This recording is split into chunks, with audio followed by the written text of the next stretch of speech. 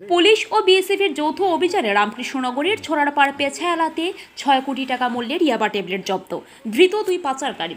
গোপন সূত্রে পাওয়া খবরের উপর ভিত্তি করে শনিবার রাতে করিমগঞ্জ জেলার রামকৃষ্ণনগর থানার পুলিশ ও বিএসএফের ইন্টেলিজেন্স টিমের যৌথ অভিযানে ৬ কোটি টাকার নেশাজাতীয় ইয়াবা ট্যাবলেট সহ 2 পাচারকারী ধরা পড়ে। প্রাপ্ত খবরে জানা গেছে, গোপন খবরের উপর ভিত্তি করে রামকৃষ্ণনগর থানাধীন ছোড়ারপাড় পেছায়ালা এলাকা থেকে AS10 AC 9439 নম্বরের একটি অটো গাড়িতে তল্লাশি চালিয়ে জব্দ করে 3000 ইয়াবা ট্যাবলেট। পাশাপাশি এই পাচারকাণ্ডে জড়িত থাকা 2 ব্যক্তিকে আটক করা হয়। ধৃতরা হলেন আতিকুর রহমান ও সাহারুল ইসলাম।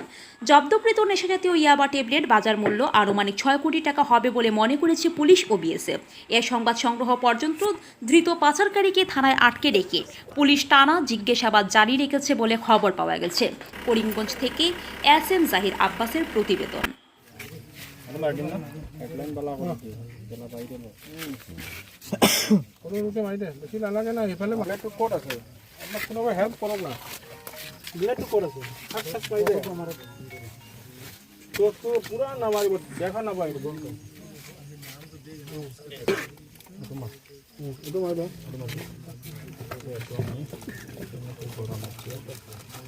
এইটো এনে ঢুকাই পেলাই এনেকৈ মাৰি দিওঁ না, কোনো প্ৰব্লেম নাই।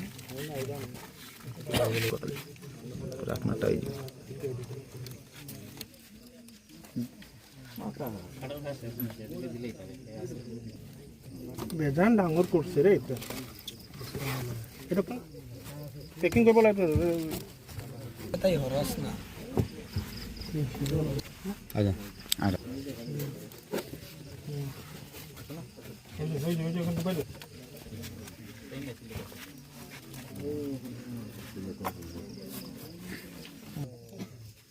দিচ্ছে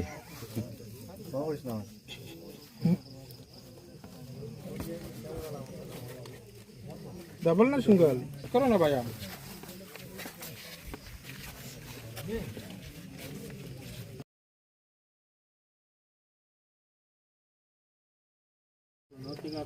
একটু নেন না, ওদিকে ডায়মন্ড থেকে আরো দাম জল হয়ে গেছে।